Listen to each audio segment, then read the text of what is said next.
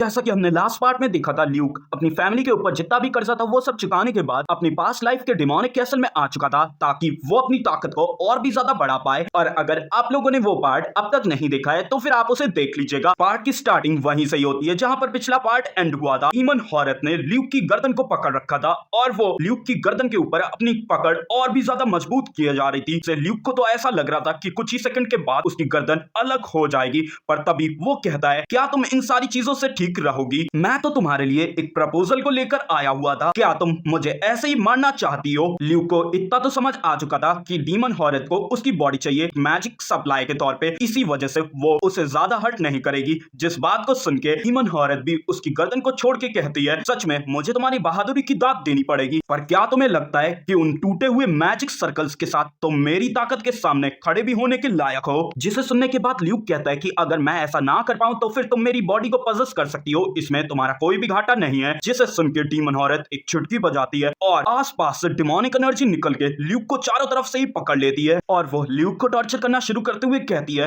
कि मैं भी देखती हूँ कि तुम क्या ही कर पाते हो। अब कहां गया तुम्हारा वो प्राइड, तुम्हारे वो मैजिक के ऊपर का घमंड? पर तभी ल्यूक हंसना शुरू करते हुए कहता है, हालांकि मेरे मैजिक सर्कल्स टूट चुके हैं। और अचानक से ही वो डीमन हॉरत के सामने से गायब हो जाता है और तभी उसकी आवाज आती है, पर मैं पिछली लाइफ में 9th रैंकिंग ब्लैक मैजिशियन बन चुका था, मैं कभी भी तुम्हारी इस घटिया सी माइंड कंट्रोल में तो नहीं फंसने वाला। और हमें दिखाया जाता है कि डीमन हॉरत के सामने ल्यूक की पास्ट लाइफ का फॉर्म आ जाता है जो कि उससे काफी ज्यादा ही बड़ा था। और फिर हमें थोड़ी देर बाद दिखाया जाता है जहां पर डीमन हॉरत ल्यूक की इतनी ज्यादा पावरफुल माइंड स्पिरिट को देख के काफी ज्यादा ही हैरान थी और वो कहती है, सच में तुम पहले जितने ही मजेदार हो, मुझे नहीं लगा था कि कोई भी 9th सर्कल पे कभी भी पहुंच पाएगा। तो ल्यूक कहता है, अभी ये तो सिर्फ मेरी ताकत का नमूना था, क्या मुझे और दिखाना होगा? पर डीमन हॉरत मना करते हुए कहती है, पर फिर भी इन सारी चीजों का फायदा क्या है, तुम आखिरी में कुछ भी बदल नहीं पाए। जिसे सुन के ल्यूक मना करते हुए कहता है कि अभी सारी चीजें खत्म नहीं हुई, मैं इस दुनिया को बदल के रख दूंगा। जो सुन के डीमन हॉरत हंसते हुए कहती है कि मुझे नहीं पता कि तुम मेरी ताकत को किस तरह इस्तेमाल करने वाले हो,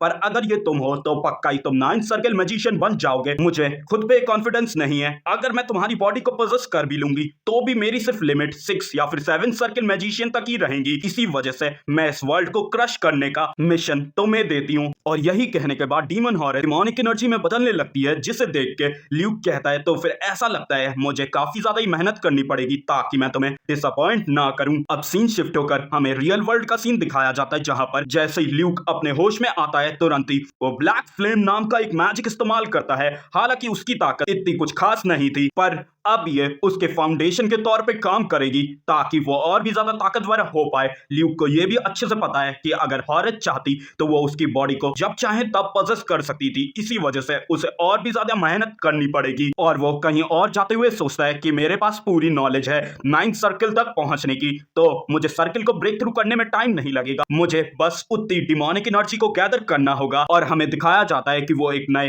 हिडन मैकेनिज्म को एक्टिवेट करके एक जगह के एकदम ही बीचों बीच आकर एक नए मैजिक सर्कल को एक्टिवेट करता है, ये कहते हुए, इस चीज में तुम लोग मेरी मदद करने वाले हो। और हमें उसके सामने काफी ज्यादा गोलम्स को दिखाया जाता है। सीन शिफ्ट होकर हमें लमेर में दिखाया जाता है जहां पर काउंट मोनाक्यू के लोग उसी राइडर को पीट रहे थे जो कि फिलिप्स के साथ बैटल में हार गया था। और मोनाक्यू गुस्से में कहता है कि तुम लोगों के जियांट्स में जमीन और आसमान का अंतर था, पर फिर भी तुम हार गए। इसका सिर्फ एक ही मतलब निकलता है कि तुम प्रिंसेस रीना के साथ सीक्रेटली ही काम कर रहे थे। वो राइडर समझाते हुए कहता है कि मैं अपने हॉनर के ऊपर कसम खाता हूं कि मैंने कभी भी कुछ ऐसा नहीं किया। पर मोनाक्यू को इस बात से कोई घंटा फर्क नहीं पड़ता था, वो तो अपने लोगों से कहकर उसे मरवाना ही वाला था। तब तक वो राइडर चिल्लाते हुए कहता है कि मैं दूसरे राइडर के बारे में कुछ जानता हूं, 3 साल पहले भी मैं उससे इंपीरियल जियांट अरीना में लड़ा था, वो आज तक कभी भी कोई भी बैटल नहीं हारा। मोनाक्यू उससे पूछता है, क्या तुम्हें पता है कि वो किसके साथ अभी है? पर इसके बारे में उस राइडर को कुछ भी नहीं पता था। जिसे सुन के मोनाक्यू ऑर्डर देता हुआ कहता है कि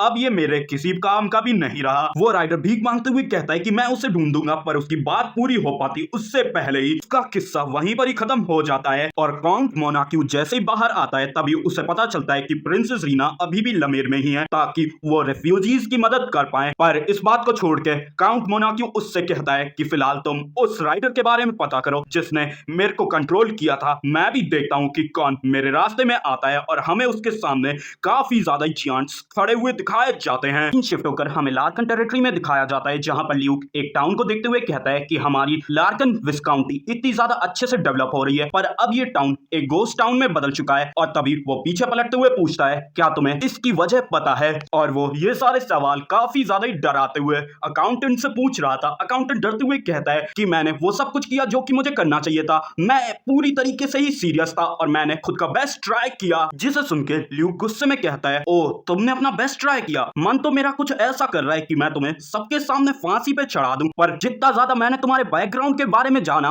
वो उतना ही ज्यादा इंटरेस्टिंग होता गया। तुम इतने ज्यादा टैलेंटेड थे कि तुम्हें खुद एम्पायर ने रिकॉग्नाइज कर रखा था, पर तुमने सारे ई स्टेट को छोड़ के हमारे लार्कन ई स्टेट को सर्व करने का सोचा। मैंने तुमसे रिपोर्ट मांगी थी हमारे 10 साल पुराने फाइनेंस की। उस पूरी की पूरी रिपोर्ट को तुमने मुझे सिर्फ एक दिन में ही बना के दे दिया, वो भी बिना किसी गलती के। सच में तुम काफी ज्यादा काम के इंसान हो। अपनी तारीफ को सुन के वो अकाउंटेंट तो फूला ही नहीं समा रहा था। वो कहता है, मैं तो काफी ज्यादा ही अच्छा हूं मैथ्स में, मैं ज्यादातर कैलकुलेशन अपने दिमाग में ही कर लेता हूं। उसकी बात काटते हुए ल्यूक कहता है, यही तो दिक्कत है। और तभी वो उसे कपड़ों से पकड़ के उसी पहाड़ से नीचे फेंक देता है। वो बेचारा अकाउंटेंट नीचे गिरते हुए कहता है कि आखिरकार आप मेरे साथ ऐसा कर ही क्यों?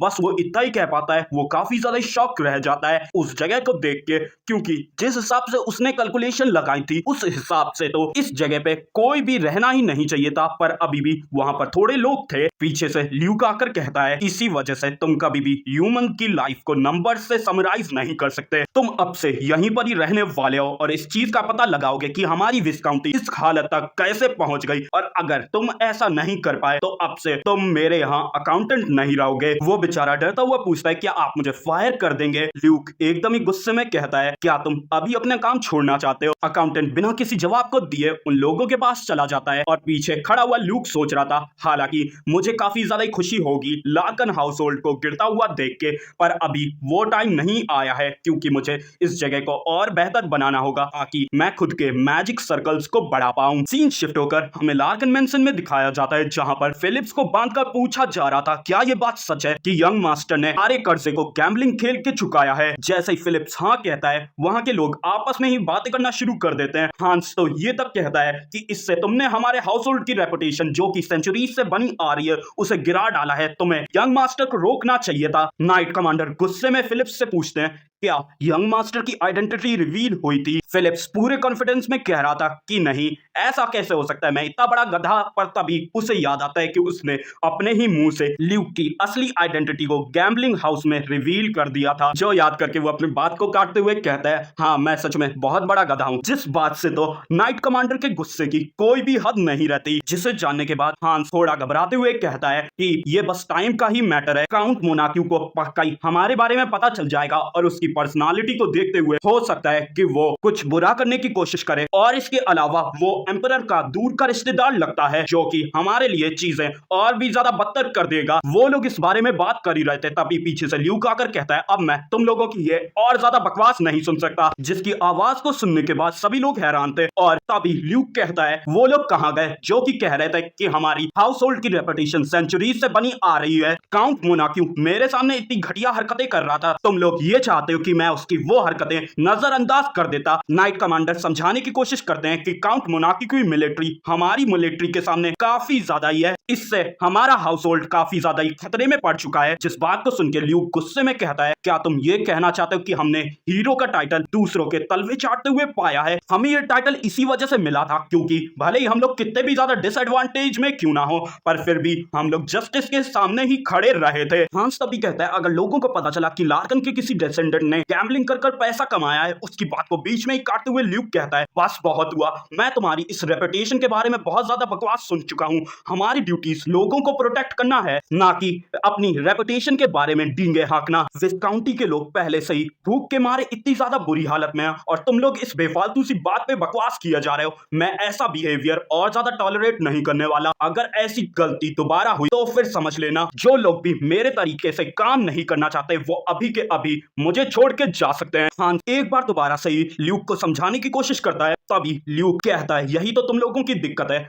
और वो फिलिप्स के पास जाकर कहता है कि मैंने तुम्हारी स्किल्स को देखा है, तुम लगभग एक कैप्टन जितने स्किल्ड हो और किसी स्किल्ड बंदे को ही नाइट कैप्टन होना चाहिए। इस बारे में आप क्या कहते हैं? रॉजर, अंकल रॉजर जो कि नाइट कैप्टन है, वो कुछ कहने ही वाले थे, तभी ल्यूक कहता है एकदम ही सिंपल सी बात है कि तुम दोनों ही लोग डुअल करने वाले हो और जो भी जीतेगा उसे मैं नाइट कैप्टन अपॉइंट कर दूंगा। जिसे सुन के तो फिलिप्स रोते हुए कहता है ये आप क्या बकवास कर रहे हैं, मैं अंकल रॉजर जितना स्किल्ड नहीं हूं। तभी खुद नाइट कैप्टन ही फिलिप्स को चुप करवाते हुए कहते हैं मैं एकदम अच्छे से ही समझ गया, मेरे पास अब तक बिल्कुल भी चांस नहीं था आपको मेरी स्किल्स प्रूव करने का, तो फिर अब मैं आपको मेरी स्किल्स दिखाने वाला हूं। जिस बात के लिए ल्यूक भी मान जाता है। अब हमें डायरेक्टली ही बैटल ग्राउंड में दिखाया जाता है जहां पर फिलिप और अंकल रॉजर दोनों ही लोग एकदम ही अच्छे से तैयार थे अपने डुअल को स्टार्ट करने के लिए। फिलिप्स के इतने ज्यादा ताकतवर होने के बावजूद भी ल्यूक को उसके चेहरे पे झिझक साफ सुथरी ही दिख रही थी। तभी फिलिप अपने उसी मूव को फैंटम स्वॉर्ड इस्तेमाल करते हुए आगे निकल जाता है, पर हमें देखने को मिलता है कि इससे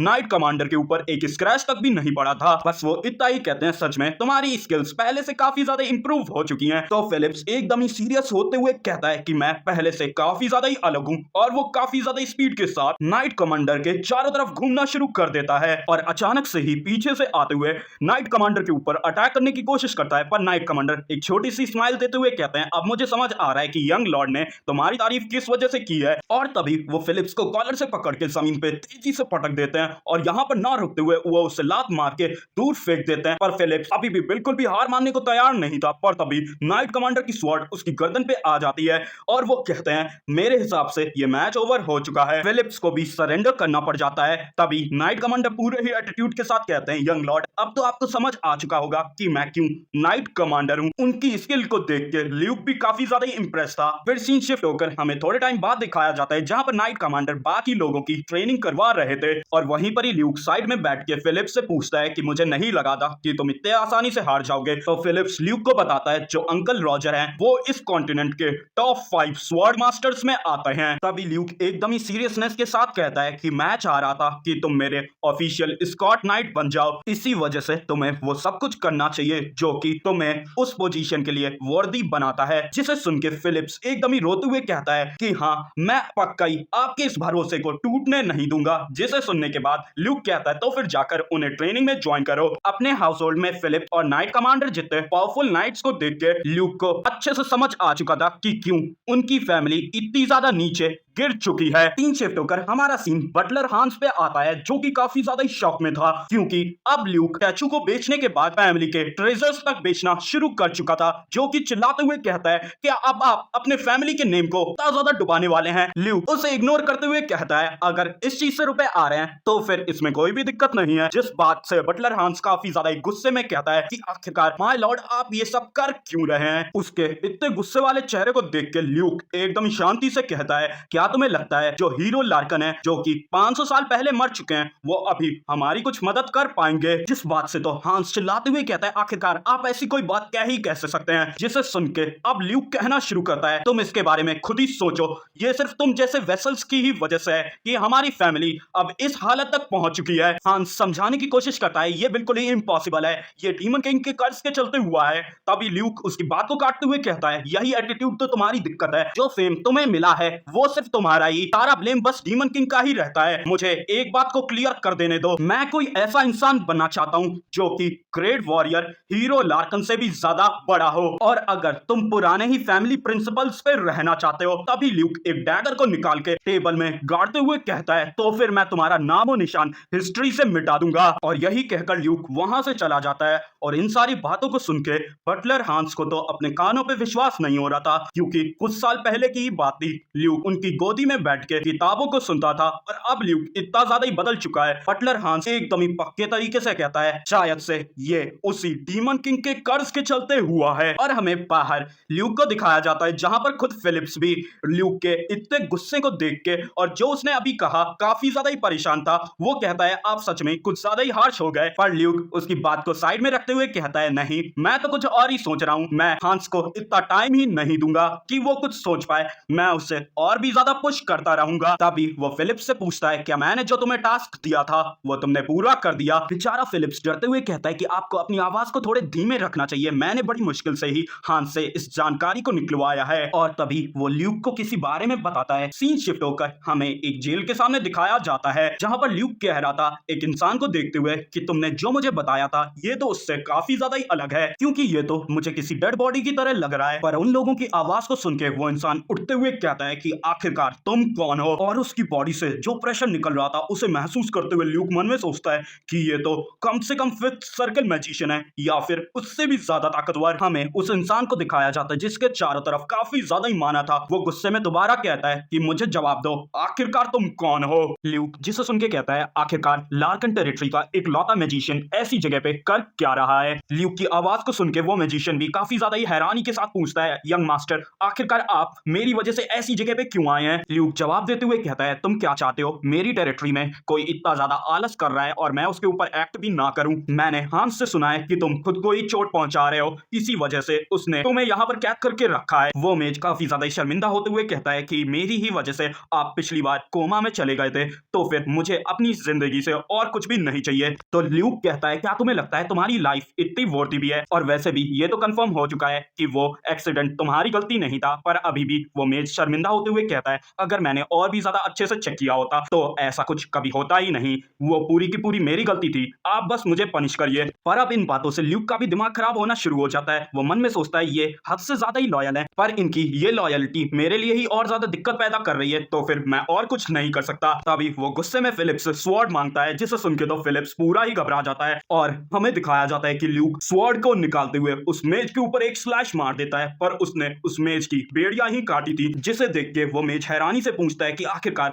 इसका मतलब क्या है यंग लॉर्ड। तो ल्यूक एकदम ही कोल्डली कहता है कि अगर मैं तुम्हें मार डालूंगा तो इससे मुझे क्या ही फायदा होने वाला है, उससे बढ़िया मैं तुमसे काम करवाऊंगा तब तक जब तक कि खुद तुम मुझसे मौत की भीख नहीं मांगने लगते। इस चीज को तुम अच्छे से ही गांठ बांध लो कि तुम मुझे असिस्ट करने वाले हो अपनी लाइफ के एंड तक। तभी वो फिलिप्स से कहता है कि उस चीज को बाहर निकालो, और फिलिप्स जो झोला अपने साथ लाया था उसे नीचे पटक देता है जिसमें काफी ज्यादा ही पीसो थे। तभी ल्यूक बताते हुए कहता है मेरे हिसाब से इसमें 70,000 पीसो होने चाहिए, इनका इस्तेमाल करो दोबारा से ही हमारे मैजिक टावर को खड़े करने के लिए। तुम्हें जो कुछ भी खरीदना है ग्रेमोर्स या फिर कोई इक्विपमेंट वो सब तुम खरीद सकते हो बिना किसी रोक टोक के। मैं पिछले लॉर्ड्स की तरह नहीं हूं, मैं काफी ज्यादा ही इन्वेस्ट करने वाला हूं मैजिक टावर में। वो मेज रोते हुए कहता है कि मेरी वजह से आपको चोट लगी थी, मैं आपकी इतनी ज्यादा गुडविल के लिए बिल्कुल भी लायक नहीं हूं। तो ल्यूक कहता है किसने कहा मैं तुम पे एहसान कर रहा हूं, ये एक सजा है तो फिर अपने सजा को अच्छे से ही काटो। जिसे सुनने के बाद वो मैजिशियन बो करते हुए कहता है कि मैं लार्कन फैमिली का आयरन मेज म्यूट, मैं अपनी डेथ तक आपको सर्व करूंगा अपना इस पाप का प्रायश्चित करने के लिए। और अभी जो उसकी बॉडी से माना निकल रहा था वो तो काफी ज्यादा ही था, जिसे देख के ल्यूक सच में काफी ज्यादा खुश होते हुए सोचता है इसका ये एटीट्यूड आगे चल के बहुत ज्यादा ही काम करने वाला है। और इन सारी हरकतों को हांस पीछे से छुप के देख रहा था, जो कि मन में सोचता है कि उसने यहाँ तक कि म्यूट को भी कन्विंस कर लिया, पता नहीं क्यों पर अभी भी मुझे अंदर से झिझक महसूस हो रही है। अब हमें डायरेक्टली 1 महीने बाद का सीन दिखाया जाता है जहां पर बटलर हांस एक जगह से खड़ा होकर नाइट की ट्रेनिंग देख रहा था और वहीं पर इस साइड में म्यूट यानी कि आयरन मेज उन दोनों इंजीनियर्स को मैजिक के बारे में सिखा रहा था। तभी पीछे से कोई आकर कहता है काफी ज्यादा टाइम हो चुका है तुम लोगों को देखे, और हमें दिखाया जाता है कि ये और कोई नहीं अकाउंटेंट है, जिसे देख के खुद हांस भी काफी ज्यादा हैरान था क्योंकि वो अकाउंटेंट को काफी ज्यादा दिनों से ढूंढ रहा था। और वो हड़बड़ाते हुए पूछता है आखिरकार इतने टाइम से तुम कहां गए थे। दूसरे साइड अकाउंटेंट काफी ज्यादा खुशी से बोलता है मुझे माफ कर देना तुम लोगों को इतनी ज्यादा चिंता करवाने के लिए, ये काफी ज्यादा लंबी स्टोरी है, इससे बढ़िया मैं तुम्हें दिखा दूं। और हमें थोड़ी देर बाद बटलर को काफी ज्यादा शॉक दिखाया जाता है क्योंकि वो एक मार्केट के बीचों बीच खड़ा था।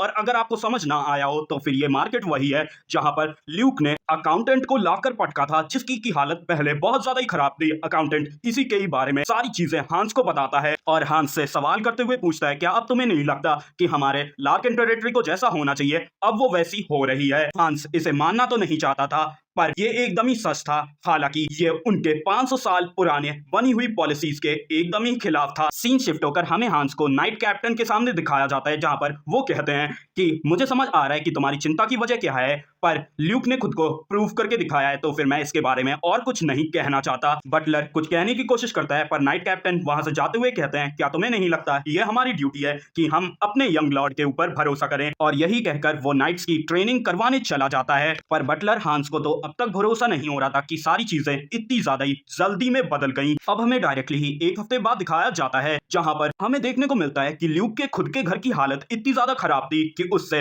बारिश की वजह से काफी ज्यादा ही पानी टपक रहा था। पर इसके बावजूद भी ल्यूक इन सारी चीजों को नजरअंदाज करते हुए कहता है सबसे पहले हमें दूसरी चीजों के ऊपर ध्यान देना होगा, क्योंकि काफी ज्यादा लोग हमारी टेरिटरी में ऐसे हैं जिनके पास रहने के लिए कोई छत तक नहीं है, तो सबसे पहले उनके ऊपर ध्यान दिया जाए। जिस बात को सुन के बटलर सोचता है कि जितना अब मैं यंग लॉर्ड को जान रहा हूं उतना ही मुझे समझ आ रहा है कि मुझे उन्हें फॉलो करना चाहिए। पर आखिरी में मैं ये चेक करना चाहता हूं कि असलियत में यंग लॉर्ड की इंटेंशन क्या है। फिर सीन शिफ्ट होता है और हमें दिखाया जाता है कि बटलर कहीं जा रहा था और हमें पता चलता है कि वो और कुछ नहीं ल्यूक का पीछा कर रहा है, क्योंकि हर रात ल्यूक सीक्रेटली बाहर निकल के डेमोनिक कैसल जाता है। इसी वजह से बटलर ने आज डिसाइड किया है कि वो ल्यूक का पीछा करेगा। कहीं ऐसा तो नहीं ल्यूक की बॉडी के ऊपर डीमन के कर्ज ने कंट्रोल कर रखा हो। पर अचानक से ही ल्यूक एक जगह जाकर रुक जाता है और तभी कुछ लोग आकर कहते हैं यंग लॉर्ड क्या आप ले आए हैं जो कि हमने आपसे कहा था। उन्हें देख के बटलर को तो अपनी आंखों पे भरोसा नहीं हो रहा था, क्योंकि वो लोग बैंडिट्स थे जो कि उनके विस्काउंटी के लोगों को परेशान करते थे। उनकी बात को सुन के ल्यूक कहता है सच में तुम लोग काफी ज्यादा ही जल्दी काम करते हो, मुझे ये चीज काफी ज्यादा ही पसंद आई है, तो फिर मुझे भी अपना कहा हुआ करना चाहिए। इसका मतलब तुम पूरी तरीके से ही तैयार हो गए। तभी उन लोगों में से एक इंसान कहता है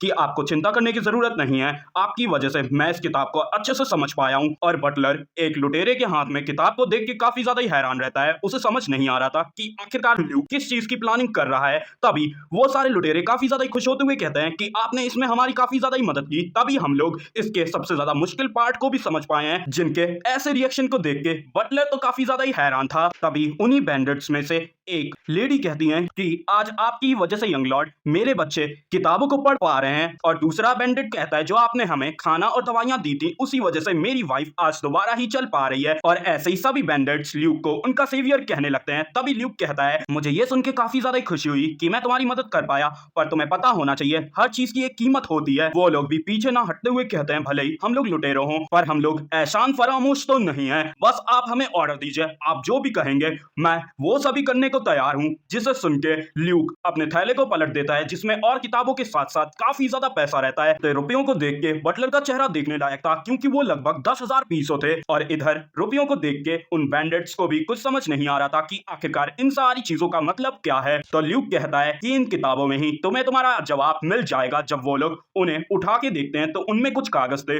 जो कि रेजिडेंस रजिस्ट्री और लैंड ट्रांसफर के थे, जिसकी मदद से वो लोग लार्कन टेरिटरी के सिटीजन बन जाएंगे। जिस चीज की तैयारी ल्यूक ने पहले से ही कर ली थी, उसने पास में ही एक नए छोटे टाउन को बनवा दिया है जहां पर ये लोग जाकर रह सकते हैं। जिसे सुन के उन लुटेरों को तो खुद के कानों पे भरोसा ही नहीं हो रहा था। वो रोते हुए कहते हैं हालांकि हम काफी ज्यादा खुश हैं कि आपने हमारे लिए इतना सोचा है, पर हम लोग इसे बिल्कुल भी एक्सेप्ट नहीं कर सकते, ये हमारे लिए कुछ ज्यादा ही है। और वैसे भी जो लोग वहां पर पहले से रहते होंगे वो हमें बिल्कुल भी एक्सेप्ट नहीं करने वाले, क्योंकि हम लोग पहले लुटेरे थे। तभी ल्यूक खुद भी कहता है इसके बारे में मुझे अच्छे से पता है, मैंने अब तक खुद भी तुम्हें पूरी तरीके से एक्सेप्ट नहीं किया है। हालांकि तुमने लोगों को लूटा तो है पर कभी भी उन्हें चोट नहीं पहुंचाई, इसी वजह से मैं तुम्हें एक नया मौका दे रहा हूं। और वैसे भी इसमें गलती तो हमारे लार्कन फैमिली की ही है, क्योंकि हमारी वजह से ही तुम्हें ये सब काम करने पड़ रहे हैं अपनी जिंदगी जीने के लिए। और जो पैसा तुम्हारे सामने पड़ा है उसे तुम आधे साल की तनख्वाह को मान सकते हो। अब से तुम लोग हमारी लार्कन फैमिली के लिए मर्सनरी का काम करोगे। पहले भले ही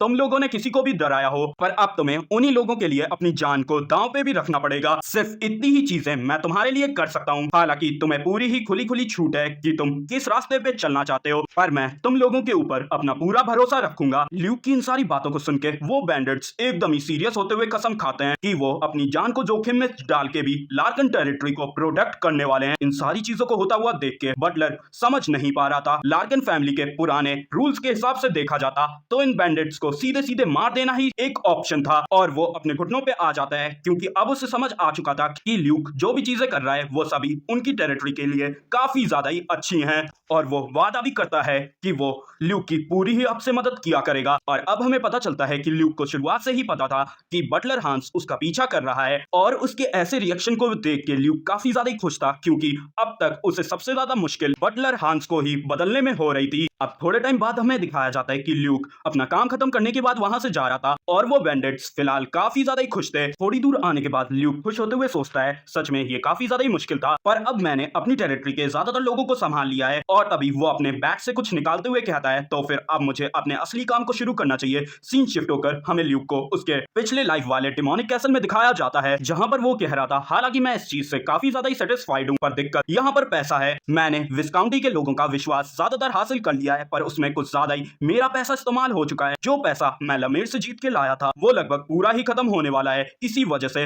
मुझे हमारी विस्काउंटी के लिए एक इनकम का सोर्स बनाना पड़ेगा। और वो एक स्माइल करते हुए सोचता है अब शायद से मुझे उसका इस्तेमाल करना होगा। तभी वो अपने 2 स्टोन गोलम्स को ऑर्डर देते हुए अपने पास बुलाता है, जहां पर उसके हाथ में वही चीज थी। बेचारे गोलम्स की तो चीखें ही निकल जाती हैं ल्यूक के इतने डरावने से लुक को देख के। और तभी हमें डिमोनिक कैसल से काफी ज्यादा ही रोशनी निकलती हुई दिखाई जाती है। और इसी सीन के साथ हमारे ये पार्ट एंड होता है। अब हम अगले पार्ट में देखेंगे कि आखिरकार इस प्रॉब्लम को सॉल्व करने के लिए ल्यूक ने कौन सा नया तरीका इस्तेमाल किया है। और हाँ, मैं आप लोगों को एक बात बता दूं कि यंगेस्ट साइन ऑफ मेजिस के सीजन 4 का पार्ट फर्स्ट आ चुका है, तो फिर जाकर उसे भी देख लीजिएगा और मैं अगले हफ्ते उसका सेकंड पार्ट भी ले आऊंगा। और तब तक के लिए आप मेरे चैनल के बाकी सारे वीडियोस को एंजॉय करिए।